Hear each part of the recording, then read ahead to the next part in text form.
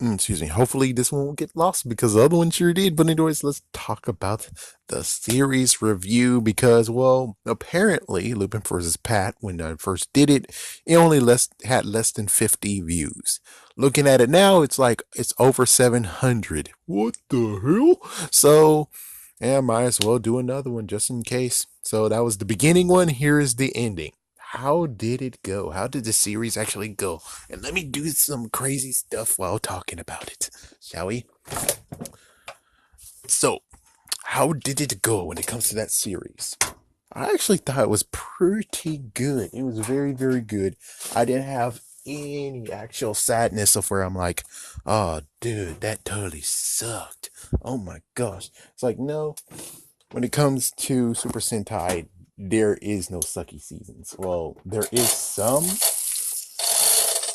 I mean, I didn't like Ghost Sagers, but the thing is that Power Rangers made sure I liked Ghost Sagers.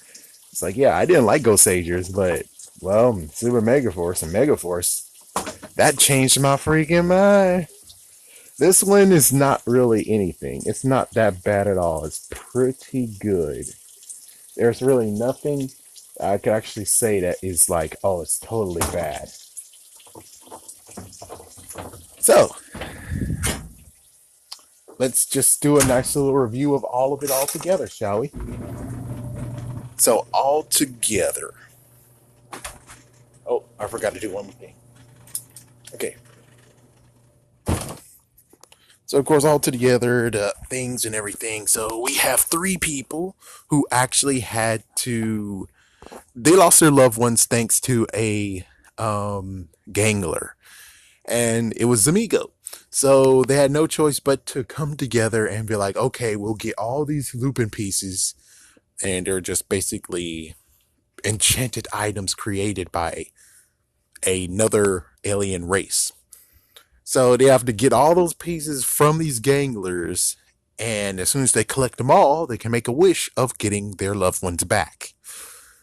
And it actually took all the way to even the end of the series. It's like, yes, even at the end of the series, they had to collect one more. But they, of course, had a treasure trove, of course. They had like a treasure trove, which is Dogranier. Yes, the freaking head mob boss. Yes, and Gangler, gang, mob boss. So yeah, you had like all these who's part of it. You had Muscle, and he died like a few episodes ago. Then you had the always the girl who is able. Actually, not really. You can't say it was always a girl who actually made them big because in Kaitou there was a dude.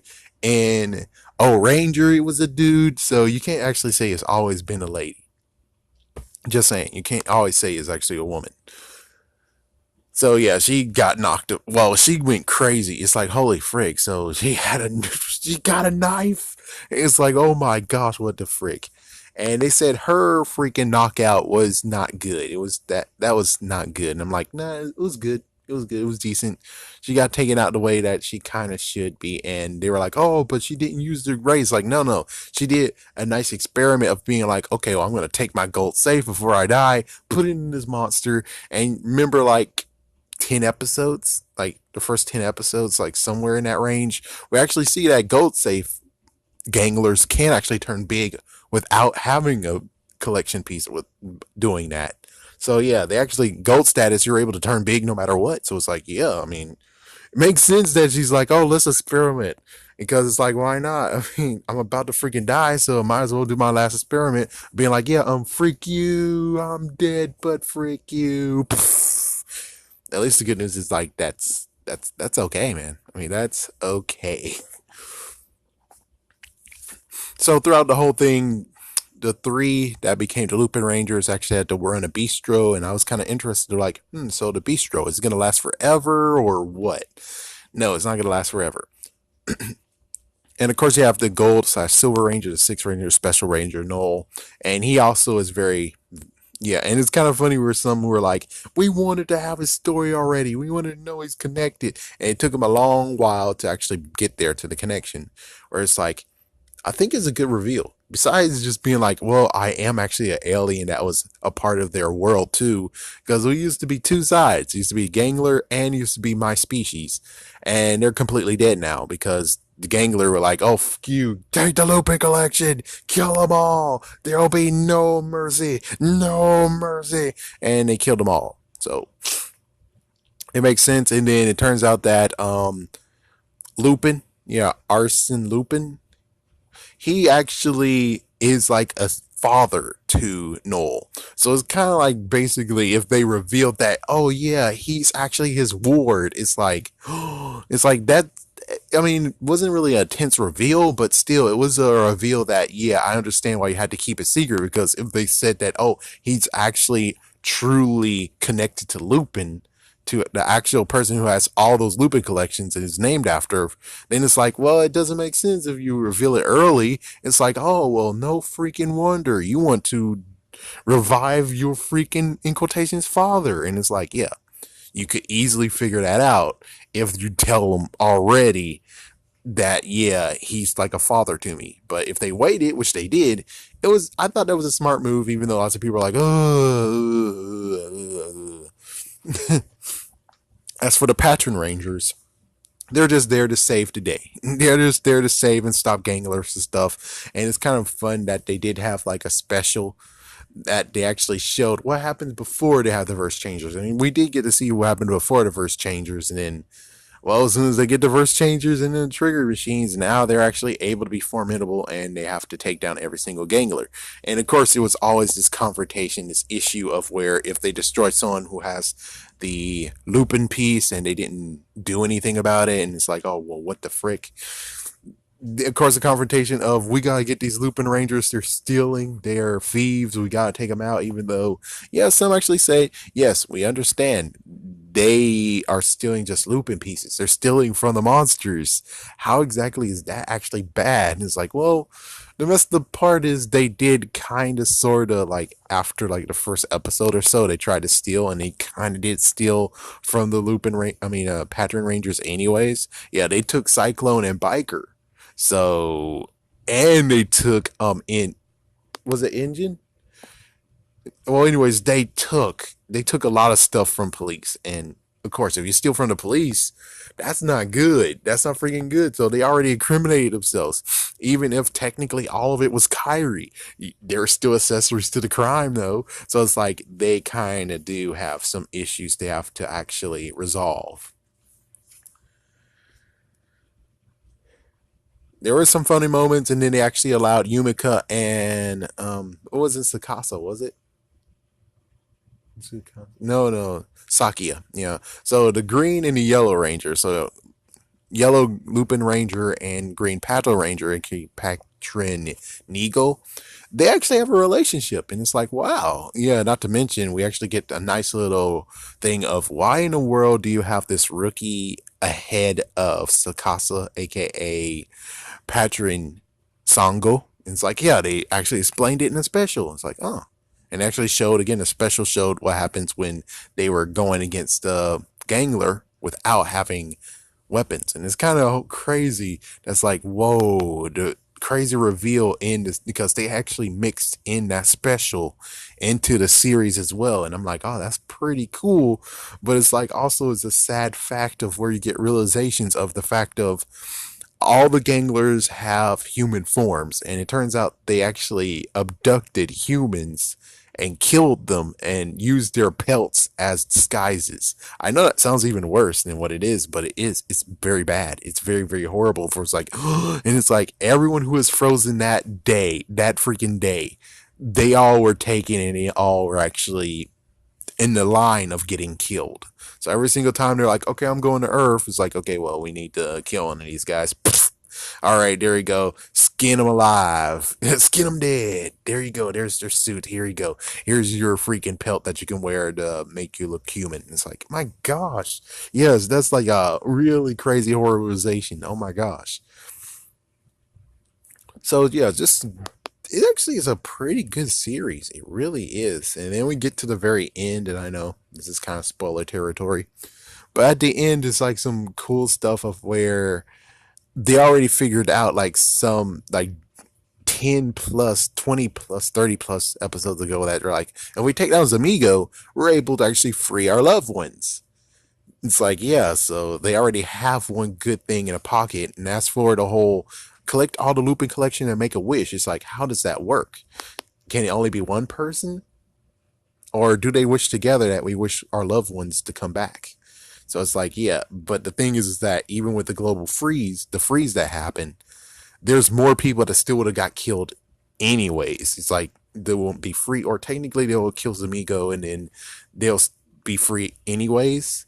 So I don't know. It's kind of like the I don't know part of where it's like, huh, so that would have been a waste of a wish technically. And of course, the series actually left us hanging. We don't even get to see how the wish goes. It's like, oh, that sucks. We don't get to see Armin Lupin return. It's like, oh, that sucks. Let's see, anything else? I think I talked about most of everything that needs to happen beside what happened. So episode 51 was the end for the Lupin Rangers, and then 52 was for Patro Rangers. So it was pretty cool. That was actually a nice take. I didn't really notice. I was just like, oh, they finished. There they are. If they get killed, it's like, oh my gosh, if they get killed, that's gonna be a first ever Ranger death of a team. I mean, yes, Akiba Ranger did do that, but well, no one cares about them. It's like even they got dissed by Japan, where it's like they did have an actual YouTube page that actually had English subtitles, and then all of a sudden they're like, nope, freak that, we're done. It's like, yep, we're not going to show them anymore for some reason. It's like, why did you pull them down?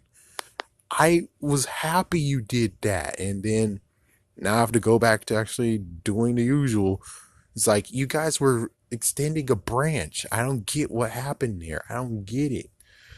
So the good news is that, yeah, there was no Ranger death in this episode. And it was kind of funny where Ranger death was kind of looming at the end of this series of either Noel would get killed or all three Rangers would get killed. And it's like, holy crap, would they actually do it? And no, they didn't. So they were stuck there for 1 year. And there was new Lupin Rangers that showed up. And I'm like, whoa. So I didn't even piece it together that, yeah, the Lupin Rangers actually existed 1 year period. So the new Lupin Rangers actually were there for 365 days. What? I just figured, oh, they just came because, well, I just thought he just had that one mission, which the one mission was just find Jackpot Striker, and then there you go. It's like, yeah, there you go. And apparently they might have actually did more than just that. And I'm like, oh, that's interesting. But I don't really know. I don't know what to think. It's like, so they already had their Lupin collection pieces then, and then how many more were there left? It's like, what? There was 30 more, 100 more. We don't freaking know. I thought it was like, oh, there might just be one more left, and then after that, the Patranger Rangers have to give up their stuff. Yeah, it's like, yep, they have to steal from the Paddle Rangers, and that's gonna actually make them be like, oh, what the heck? Yeah, we're gonna have to so arrest you now. It's like, oh, freaking jeez. Oh man, so Lupin versus Pat, they're still going on. It's like even after this series ends, they're still actually going. It's like, whoa, man. But still, yeah, kind of would like to actually have like one special where we get to see the other three. But I know why. I know why they couldn't do it. The reason why they couldn't actually do it is because it's the end of the freaking road. And why in the world would they be like, oh, well, we now have to invest and have, you know, Blue Ranger. Yeah, the Blue Ranger has of Lupin has to get a female version of her suit, of the suit. It's like, oh dang, but it's the end. It's just only going to be used this one episode. It's like, oh dang. So they can't really do anything now. It's like, yeah, they can't do anything. They can't definitely do it. So that's why they can't actually even show them in Ranger form because, well, of that. And they might do extra. I guess, if they want to make a movie, that means that would actually give them enough money to be like, okay, we'll make the blue female suit. But it depends on if they actually make a movie of it, which I doubt they will. But that was a big surprise. I'm like, whoa, wow, that is freaking damn awesome. And I didn't think Kogure actually did that. It was more the fact of they wanted to do it. It's like, yeah, Kogure didn't actually have to come to them and be like, please help. If you want to help, you're. It's like, yeah, I doubt that. I think they actually seeked it out themselves. Yeah, I pretty much think they seeked it out themselves. So yeah, this series, it I enjoyed it. I enjoyed this series. This is one of the series where I'm like, yeah, I pretty much enjoyed it. We'll see what happens when it comes to Hasbro doing it. And that's good to say. It's like, we'll see what happens when Hasbro gets to it. Instead of being like, well, we'll see what happens with the bonds. I mean, damn, those two freaking idiots, the cat lady and the owl boy, they're gonna wreck this crap up, especially since Jude Lin is now saying I do, which he is gonna say I do, but the good news is that hopefully Hasbro isn't gonna be foolish enough to say, oh, those two, they got it, they got it. It's like, no, no, no. If they're able, it's like, if they're actually there still, and they actually are the ones who's gonna be like, oh, we didn't do it, it wasn't our fault, it wasn't our fault. It's like, yeah, but you could actually have made someone else do it. I'm just saying, you could actually have had someone else do this. Instead, you're like, no, no, we'll write for you. Yeah, we'll do it. So people who were like, yeah, we'll do it, and staying here even though it's a sinking ship is messed up. It's like, yeah, so how exactly can we expect these guys to do anything? I guess they're just gonna have to prove themselves. Even though they proved themselves kind of sucky. I'm just saying, they proved themselves kind of sucky anyways. But at least Jude Lin is in the wheel right now for Beast Morphers. And as for the future, we don't know. Because Jude Lin wants out. So since Jude Lin wants out, it depends on what happens next. If he truly enjoyed himself making Beast Morphers, he might stay a little bit longer.